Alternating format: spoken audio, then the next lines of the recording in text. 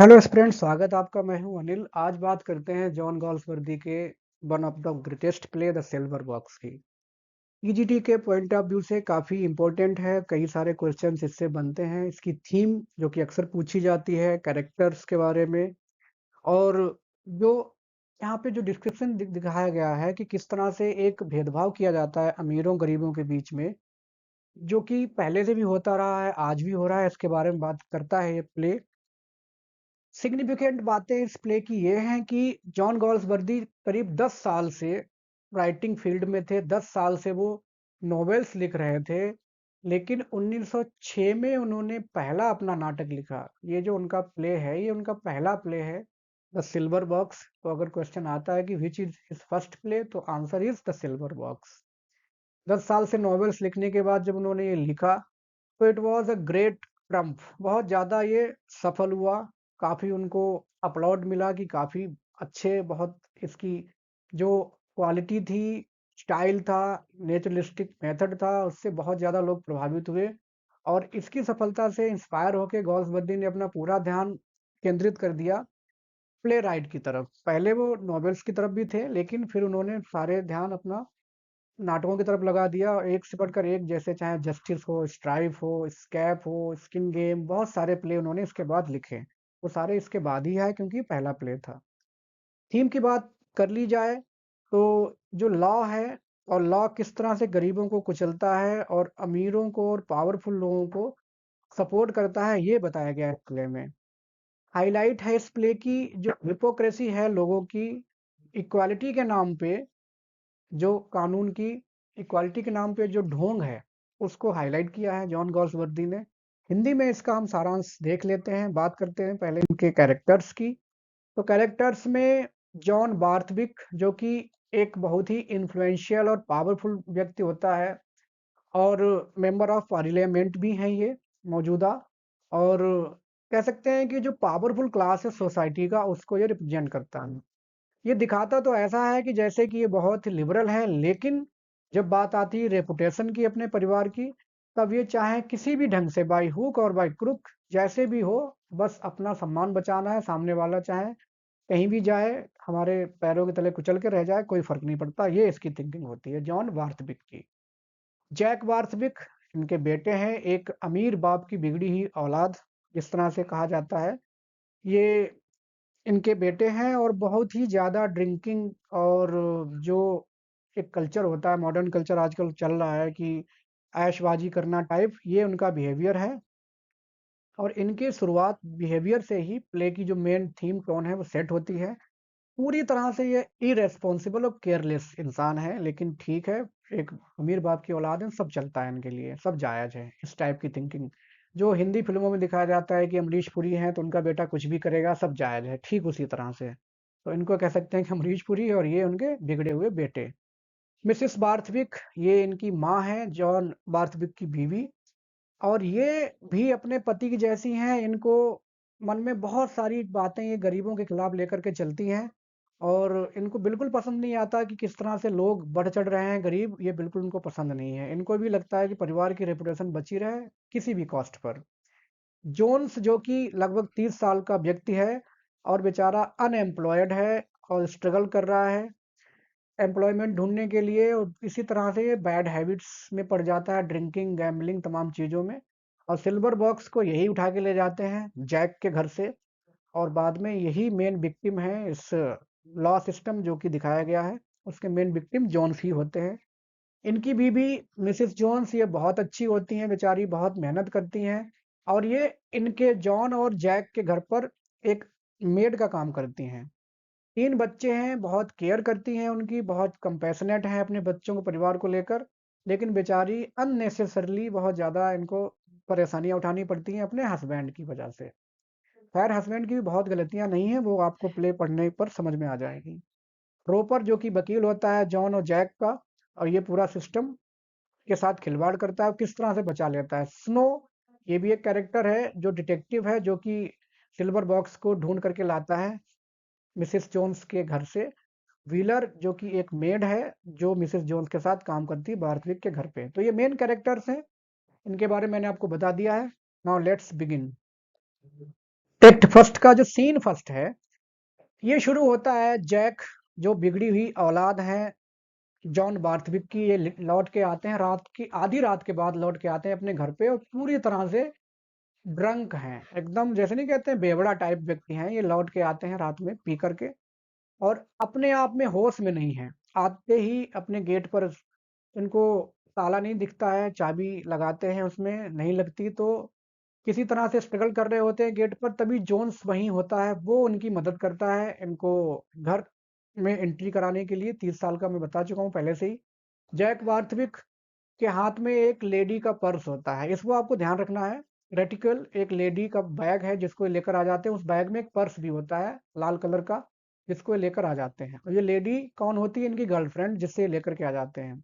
ही fumbles और the drops, दरवाजे पर ये गिर जाते हैं और गिरने में क्या है कि जो पर्स है वो भी इनके हाथ से छोटे छोटे बचता है, हालांकि किसी तरह से ये संभालते हैं अपने आप को जोन्स की मदद से। ये जो सिल्वर बॉक्स रखा हुआ है उनके ड्राइंग रूम में, अब ये अंदर पहुंच गए हैं दोनों, जैक और जोन्स, और सिल्वर बॉक्स से एक सिगरेट निकाल के वो पीता है। जैक सोचता है कि चलो जोन्स ने मदद की है तो चलो उसको कुछ दे दिया जाए, कुछ टिप दे दी जाए गरीब समझ के। लेकिन इनकी जेब में कोई पैसा नहीं, एक सिक्का होता भी है तो वो नशे में निकलता है और लुढ़क के कहीं चला जाता है, गायब हो जाता है, पता नहीं चलता इनको। जेब खाली है तो ये उसको अंदर बुला लेते हैं जोन्स को कि ठीक भाई अंदर आ जाओ, और उनको ड्रिंक ऑफर करता है इन ल्यू ऑफ मनी, कि पैसा तो नहीं है, ड्रिंक पी के चले जाओ। जोन्स जो कि बहुत गंदे संदे कपड़े पहना हुआ इंसान है और एकदम से चिथड़ों में है, उसकी पत्नी इनके यहाँ काम करती है, मिसेस जोन्स, मेड के तौर पर। वो जैक बताने लगता है जोन्स को अपनी कहानी कि उसकी लड़ाई हो गई आज उसकी गर्लफ्रेंड से, जिसकी वजह से वो उसका पर्स उठा के ले आया है, स्टोल चुरा के या छीन के जैसे भी है, उसका पर्स उठा के ले आया, बैग, एक्चुअली बैग होता है पूरा और बैग में ही पर्स होता है। वो जोन्स को ड्रिंक ऑफर करता है और खुद ही इतना ज्यादा पी रखी है, इंटॉक्सिकेटेड है, पूरी तरह से नशे में है, उसी सोफे पर ही, ड्राइंग रूम के सोफे पर ही लेट करके सो जाता है। जोन्स अकेला बैठ के पीता रहता है क्योंकि ये गरीब है और जब पीने को मौका मिल गया है तो पियक्कड़ है तो खूब ढंग से पीता है। जब पीने के बाद पूरी तरह से नशे में आ जाता है तो पता नहीं उसके मन में क्या आता है कि वो सिल्वर बॉक्स को और उस बैग से जो क्रिम्सन पर्स गिरा था जिस लेडी का, जैक के बैग से जिसको लेकर आया था जैक, उसको लेकर के ये चला जाता है, खुश होकर चला जाता है कि चलो आज मैंने अपना पुराना हिसाब बराबर कर दिया। अब ये पुराना हिसाब बराबर करने की बात क्या है वो आपको मैं बता देता हूँ। तो चलिए, जो जोन्स है उसकी शादी मिसेस जोन से बाद में हुई, उनके बच्चा का जन्म पहले हो जाता है, जिसकी वजह से जो अमीर लोग हैं वो उससे कहते हैं कि तुम भाई बहुत इमोरल इंसान हो, अनैतिक काम करते हो, शादी से पहले बच्चा तुमने पैदा कर लिया। तो इस तरह से उसको नौकरी से निकाल दिया जाता है। नौकरी से निकालने के बाद उसका स्ट्रगल शुरू हो जाता है, और स्ट्रगल शुरू होने के बाद वो अमीर लोगों से नफरत करने लगता है। और वो जब भी इनके घर पे आता है तो मिसेस बाथविक उसको बहुत ज्यादा भगा देती है कि भागो यहाँ से, तुम यहाँ क्या करने आ गए, क्योंकि वो अपनी बीवी के चक्कर में आता है और वो काम कर रही है इनके घर पे। इस वजह से वो उससे नफरत करता है, वास्तविक फैमिली से। तो वो यही सोच के वो चला जाता है कि ठीक है, मैंने कुछ तो इनका नुकसान कर ही दिया, सिल्वर बॉक्स पर्स उठा के चल निकल देता है चुपचाप, खुश होके चला जाता है। अगला दिन, अगला सीन शुरू होता है सुबह 8 बजे। मिसिस जोन्स आई हैं, व्हीलर जो है वो भी आई है, दोनों ड्राइंग रूम में काम कर रहे हैं, आपस में बात करते हैं। मिसेस जोन्स बताती हैं जोन्स के बारे में कि इनकी बहुत आदत खराब है, रोज पी कर के आते हैं और मुझे बहुत बुरी तरह से मुझे मिसट्रीट करते हैं, और तो और मुझ पे शक करते हैं कि मैं उनके प्रति वफादार नहीं हूँ। तो व्हीलर उनको सलाह देती है कि अगर ऐसा है तो पुलिस कंप्लेंट कर दो और जोन्स को जेल की हवा खिला दो, तुमसे हमेशा के लिए छुटकारा मिल जाएगा। लेकिन मिसेस जोन्स जो भी है, कोई बात नहीं, बहुत ज़्यादा मेहनत करती है अपने परिवार को, बच्चों को पालने के लिए। और वो ये भी कहती है कि उनका हस्बैंड बेरोजगार है, रोज काम की तलाश में जाता है और शाम को दुखी होकर के लौटता है, काम मिलता नहीं है। तो फ्रस्ट्रेट होके, हो सकता है फ्रस्ट्रेशन ही उसको मजबूर कर देता है पीने के लिए, तो फ्रस्ट्रेट होके पीता है। अब चाहे अपना हिंदी समाज हो, अपना इंडियन कल्चर, और चाहे ये यूरोपियन कंट्री की बात है, ये फ्रस्ट्रेशन में पीने वाली बात अपने यहाँ भी लोग करते हैं जो पीते हैं, और यहाँ पर भी नाटक में भी दिखाई गई है। फ्रस्ट्रेट हो गए तो क्या करेंगे? पिएंगे, कुछ अच्छा काम नहीं करेंगे, पिएंगे। तो मिसेस जोन्स इस तरह से बचाव करती हैं अपने पति का, कहती हैं कि इतना बुरा भी नहीं है जितना लोग समझते हैं उसको, है ना, इतना बुरा नहीं जितना लोग सोचते हैं। He was scolded many times by Mrs Wathwick, इसलिए वो अपर क्लास को नापसंद करता है। इस वजह से उनका सिल्वर बॉक्स उठा के चला जाता है जैक का। जोन्स जो है वो अपना झाड़ू लगाना शुरू कर देती है रूम में। तभी जैक उठ जाता है उसी सोफे पर सोता हुआ और जोन से कहता है कि किसी को बताना नहीं कि मैं यहाँ सो गया, क्योंकि ये सिर्फ एक एक्सीडेंट टाइप था। उसे याद नहीं है रात में इतना पीकर आया था कि कैसे यहाँ सो गया। मार्लो जो दूसरा नौकर है, वो सबसे पहले फाइंड करता है कि सिल्वर बॉक्स मिसिंग है। अब ये क्वेश्चन बन सकता है कि who finds first the silver box is missing. तो ये मार्लो उनका नौकर सबसे पहले वही जानता है कि सिल्वर बॉक्स मिसिंग है, क्योंकि उसने ही टेबल पे रखा था। सबसे पहले मिसेस जोन्स को ही शिकायत या सस्पेक्ट करता है वो कि शायद इन्हीं ने चोरी की है, क्योंकि यही अकेली वहां पे थी।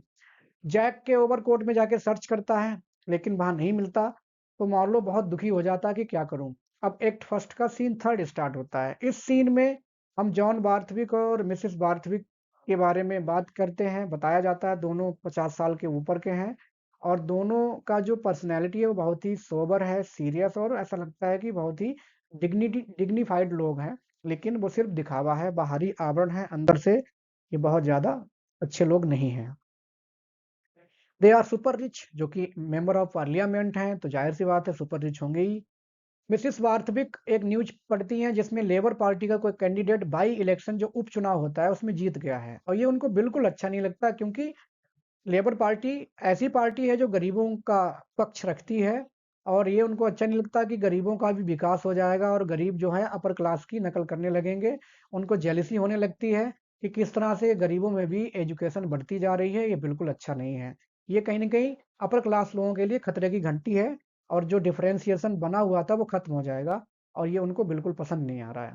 जॉन बार्थविक भले ही दिखावा कर रहा है लिबरलिज्म का कि ठीक है मैं बहुत उदार हूँ, वो अभी अपनी पत्नी के विचारों को अप्रिसिएट नहीं करता, चुपचाप सुन रहा होता है। जॉन बार्थविक बहुत ही दुखी हो जाता है अचानक से, जब एक टेलर फर्म है जो कि इनको एक चेक भेजते हैं कि इस चेक में आपने मुझे दे तो दिया लेकिन पैसा आपके खाते में है ही नहीं। तो एक तरह से एक फ्रॉड का काम हो, आपने धोखेबाजी की है।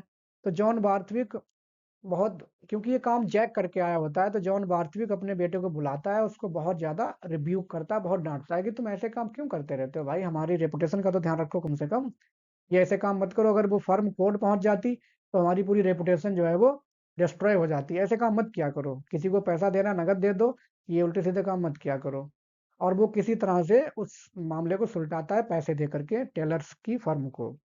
तो ये जो एक एग्जाम्पल है जो आगे आने वाली घटनाएं हैं प्ले में उसका, कि हाँ किस तरह से वो अपने रेपुटेशन की बात आ जाएगी तो जॉन वार्थविक कुछ भी करने को तैयार हैं।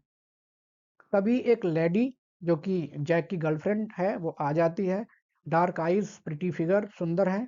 आकर के जैक के बारे में पूछती हैं, जो कि जैक तुरंत बोलने लगता है कि अ, ये बताती हैं कि जैक ने कल रात मेरा पर्स छीन लिया है। देखिए ये शब्द इस्तेमाल किया है, यही होता है बुरे वक्त में ना लोग बदल जाते हैं। तो कहता है, वो आके कहती है कि जैक ने मेरा पर्स छीन लिया है, और उस पर्स में क्या है, 7 पाउंड्स और 12 शिलिंग्स इतनी अमाउंट है, जो कि मुझे आज किराए के तौर पे देनी थी। अगर मैं किराया नहीं दूंगी तो मेरी लैंड लेडी मुझे निकाल देगी जहां मैं रेंट पर रह रही हूँ।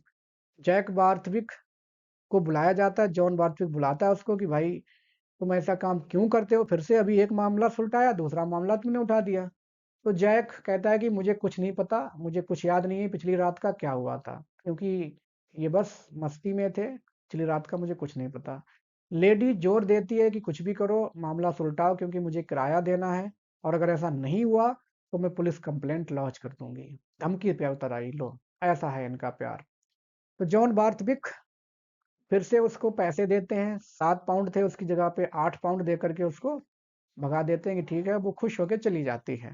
बहुत ज्यादा अच्छी इनकी मित्र नहीं है, इसका मतलब पैसे के लिए आई चली गई।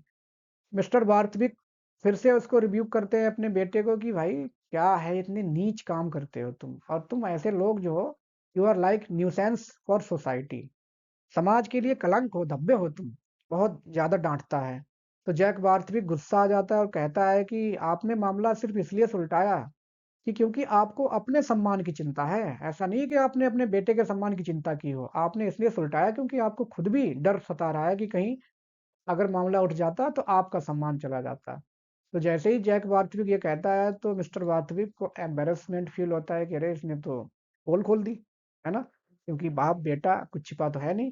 खैर कोई नहीं, जैक सिगरेट मांगता है उसी सिल्वर बॉक्स से जो कि रखा रहता है उनके ड्राइंग रूम की टेबल पर, जिसको मॉर्लो कहता है कि वो तो खो गया है, मिसिंग है।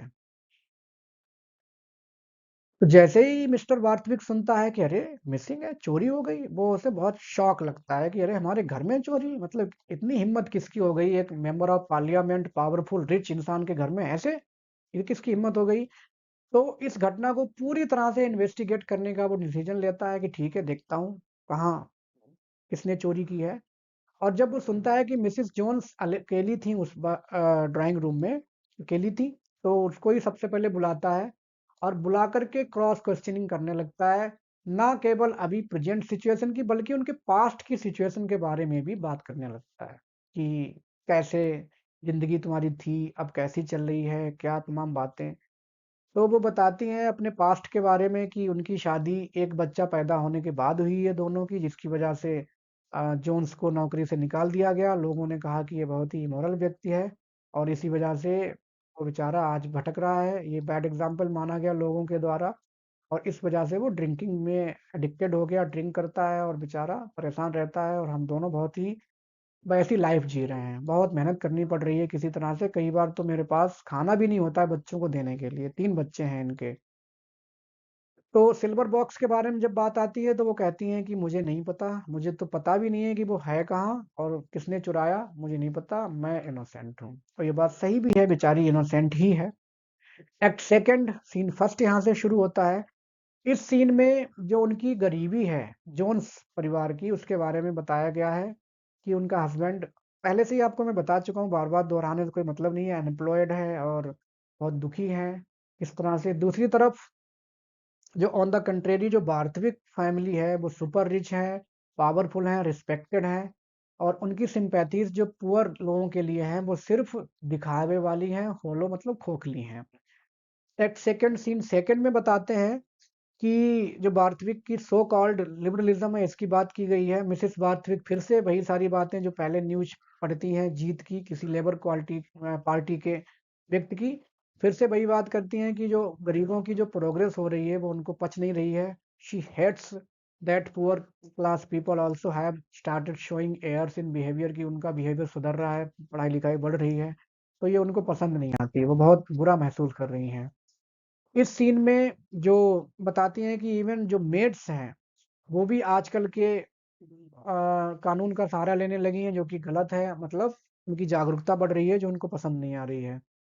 वास्तविक ये भी कहती हैं कि जो गरीब लोग हैं वो पूरी तरह से झूठे और मक्कार धोखेबाज होते हैं, और उनका जो व्यवहार है वो पूरी तरह से असम्मानीय है, उनमें कोई सम्मान नहीं होता है, बहुत ज़्यादा अशोभनीय व्यवहार करते हैं। और जब वो सुनती हैं कि मिसेस जोन्स की शादी इस तरह से हुई है, एक बच्चा पहले ही पैदा हो गया था, तो वो उनको बहुत दुःख लगता है, शॉक लगता है कि ऐसी नौकरानी हमने अपने घर में रखी हुई है। ये सब दिखावा है एक्चुअली उनका। वास्तविक जो है एक डिटेक्टिव को हायर करते हैं जिसका नाम है स्नो, जो जा चुका था और आ गया है वापस, और सिल्वर बॉक्स मिसेस जोन्स के घर से ले आया है, उनके घर में मिला। वो बताता है कि किस तरह से जब वो मिसेस जोन्स को कस्टडी में ले रहा था, अरेस्ट कर रहा था, तो जोन्स ने उसको किस तरह से पीट दिया और उसकी ड्यूटीज करने में बहुत दिक्कत हुई है। तो मिसेस जोन्स जो है ये एक्सेप्ट नहीं करती कि उन्होंने चुराया, और चुराया भी नहीं है बेचारी, वो तो काम करती हैं, चुरा के ले गया है जोन्स। जोन्स कहता है कि उसको बुलाया गया था जैक बार्थविक के द्वारा ड्राइंग रूम में, और उसने उसको ड्रिंक ऑफर की, और जब वो नशे में पूरी तरह से हो गया तब एक घृणा के मोमेंट में, मतलब उसको घृणा है, नफरत है इन सब लोगों से, उसने यही सोच के वो सिल्वर बॉक्स उठा लिया और पर्स उठा लिया और वहां से वो बिना किसी चोरी के इरादे से चला गया। जोन्स ये भी कहता है कि कोई बात नहीं, यही स्टेटमेंट वो कोर्ट में भी दे देगा कि उसका चोरी करने का इरादा नहीं था, वो सिर्फ आउट ऑफ स्पाइट या out of jealousy, out of envy ही उसने ऐसा किया है।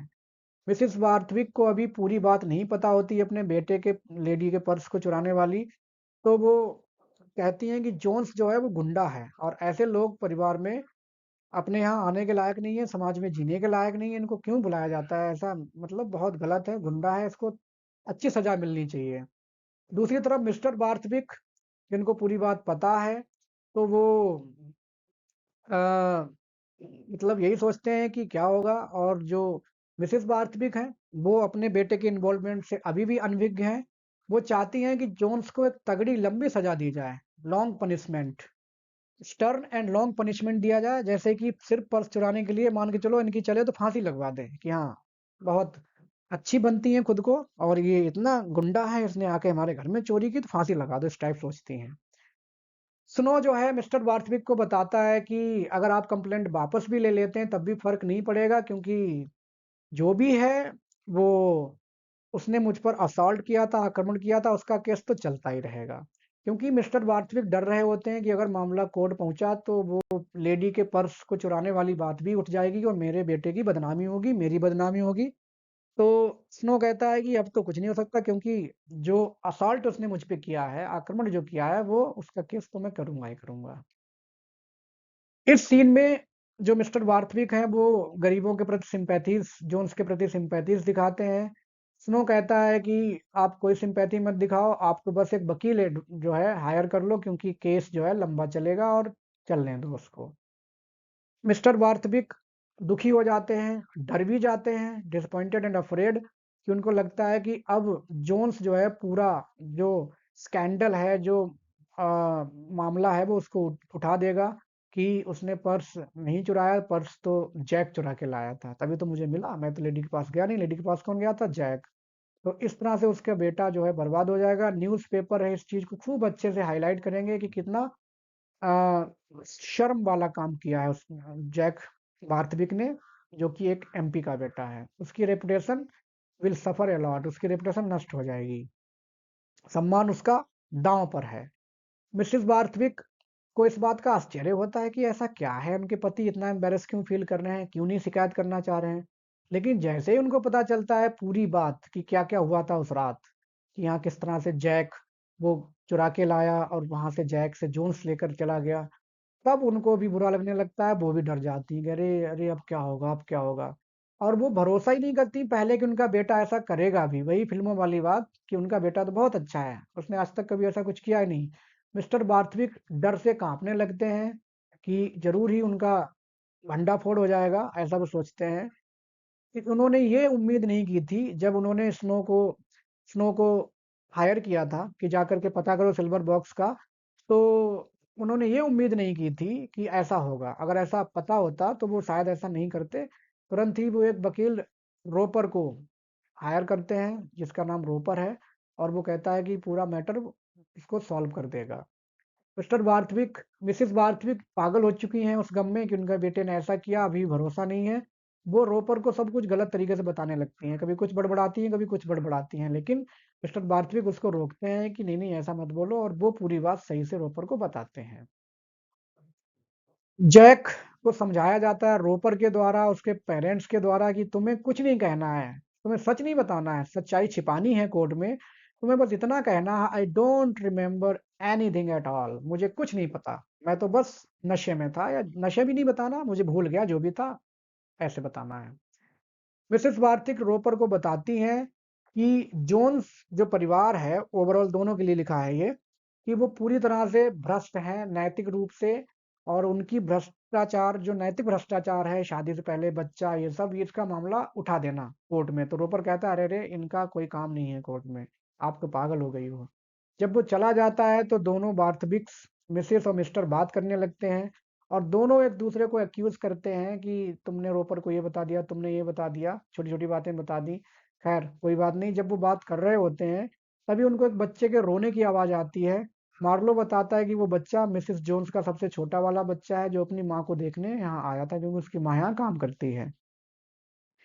मिसेस वार्थिक को उस बच्चे के रोने की आवाज पे बहुत बुरा लगता है, और वो मिसेस जोन्स के प्रति सिंपैथी फील करती हैं और चाहती हैं केस रुक जाए, लेकिन क्योंकि रोपर और स्नो दोनों ने सोचा हुआ है कि केस अब नहीं रुकेगा, ऐसे वकील हायर किए हैं कि सुनते नहीं इनकी, स्नो वो भी नहीं सुन रहा, तो वो दोनों विंडो बंद कर लेते हैं जिससे बच्चे के रोने की आवाज ना आए, और मिसेस वार्थिक बहुत ज्यादा दुखी होती हैं कि अब क्या होगा। एक्ट थर्ड शुरू होता है यहाँ से। इस ये कोर्ट सीन है, इस कोर्ट सीन में दो जो वेग्रेंट गर्ल्स हैं, आवारा घूमने वाली, उधर उनको लाया जाता है पुलिस के द्वारा अरेस्ट करके।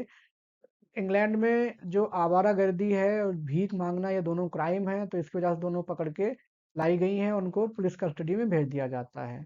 ये सीन देख करके मिस्टर वार्थविक सोचते हैं कि वो वेग्रेंसी और बेगरी का मुद्दा पार्लियामेंट में उठाएंगे।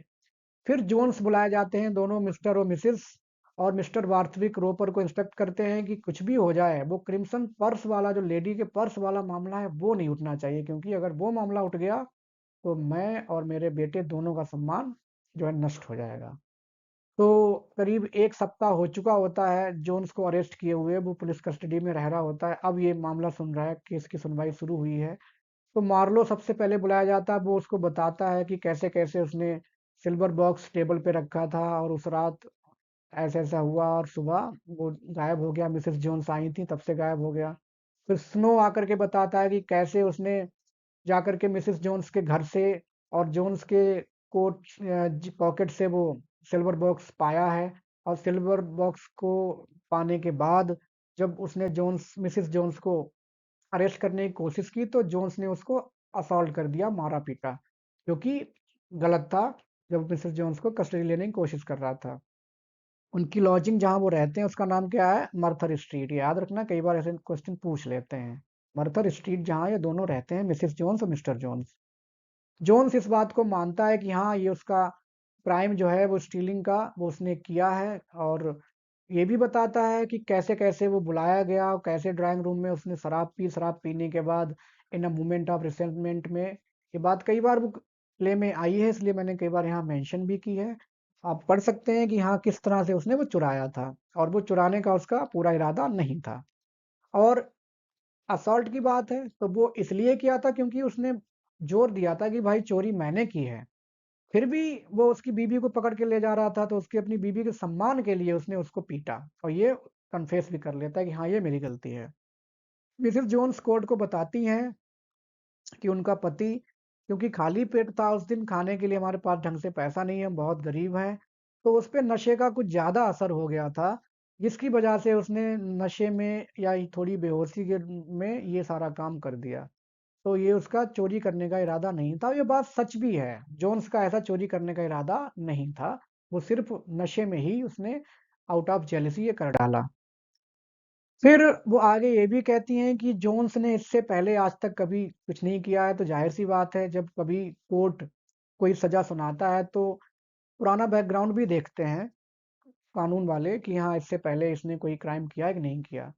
वार्थविक रोपर से कहते हैं कि जो है चार्ज चोरी का है उसको विथड्रॉ कर लो, क्योंकि जोन्स बहुत गरीब है, लेकिन रोपर नहीं सुनता। वो कहता नहीं, अब तो केस यहाँ तक पहुँच गया, अब नहीं हो सकता।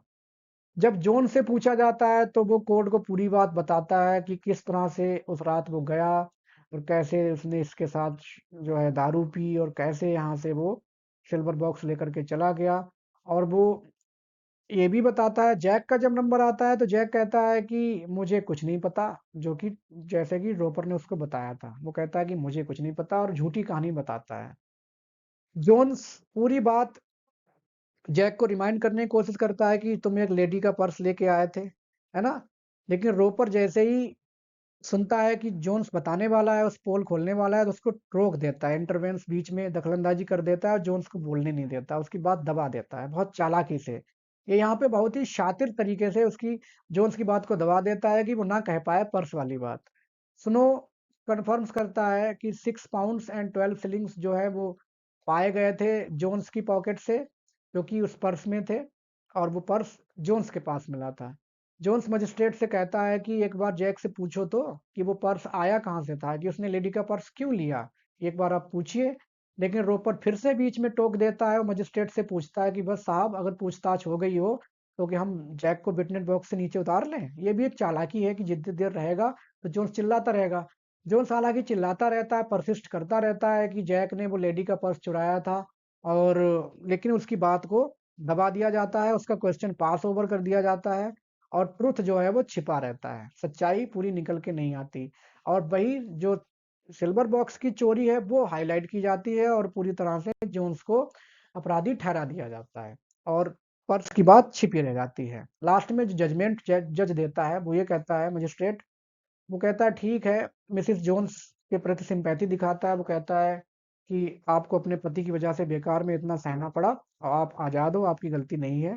फिर वो जजमेंट देता है और कहता है कि जो ड्रंकननेस जो बार-बार वो कहता है कि मैंने नशे में ऐसा किया, नशे में ऐसा किया, तो मजिस्ट्रेट कहता है कि देखो नशा कोई बहाना नहीं है। अगर ऐसे हर आदमी करने लगेगा, नशा कर के क्राइम करने लगेगा, बहाना बनाएगा, तो ये बात नहीं है। कोई भी नशा करके कोई क्राइम करता है तो वो रिस्पॉन्सिबल है और ये कोई बहाना नहीं है कुछ क्राइम करने का।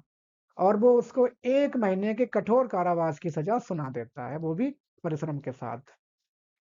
मजिस्ट्रेट ये भी कहता है कि ये बहुत हमने हल्का डिसीजन दिया है क्योंकि ये इसका पहला क्राइम है। जोन्स का अगर कोई और क्राइम होता तो हम ज़्यादा सोचते। जोन्स को जैसे ही पता चलता है ये कारावास की सज़ा तो वो चिल्लाने लगता है। तुरंत को कहता है कि जैक का क्या? उसने भी तो वही काम किया। मैंने दारू पी, मैंने ये सिल्वर बॉक्स उठाया, उसने दारू पी, उसने लेडी का पर्स उठाया, लेकिन उसको कुछ नहीं हुआ और मुझे इस तरह से सज़ा दी गई है, तो ये बहुत गलत है। He got drunk, he stole the purse और कुछ नहीं हुआ।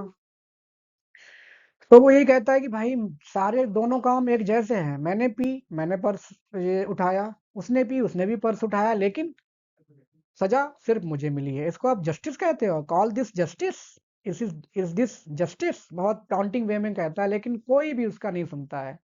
गेटिंग ड्रंक, दारू पीना, पर्स उठाना, दोनों काम किए। पहले उसने, उससे मैंने, लेकिन वो अनपनिश्ड छूट गया है और मुझे पनिशमेंट मिला है।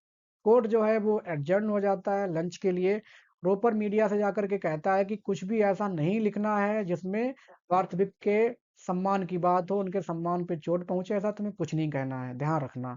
मिसेस जोन्स बेचारी दुखी हो चुकी होती हैं और वो एक अपीलिंग जेस्चर बार्थविक को देख के बनाती हैं। मतलब वो चाहती हैं कि जो भी था उसको भूल जाइए, मुझे मेरे काम पर रहने दीजिए, मुझे मेरे काम से मत निकालिए, क्योंकि उनके 3 बच्चे हैं, उन 3 बच्चों का पालन पोषण करना है। लेकिन मिस्टर बार्थविक जो कि एक शेम फेस्ड जेस्चर दिखाते हैं, जैसे कि बहुत शर्म की बात है उसके पति ने ऐसा किया, और रिफ्यूजल दिखाते हैं कि भाई अब तुम्हारी एंट्री मेरे घर में नहीं होगी, और वो चुपचाप तेजी से चले जाते हैं।